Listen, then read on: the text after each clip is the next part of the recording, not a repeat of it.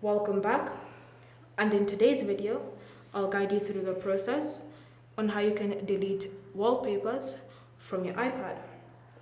So the first step is to access editing mode. So go to your lock screen, then long press on it, and then you'll need to unlock to edit. Once you're in this editing mode, you should see all the wallpapers that you have created on your device.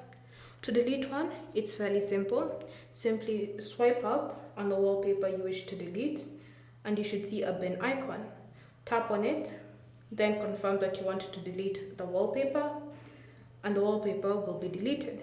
So you can do this for as many wallpapers as you have that you don't want on your iPad. And once you've finished deleting, select any of the wallpapers that you have remaining to exit editing mode. Thank you for watching. If you have any questions or comments, leave them down below and we'll get back to you.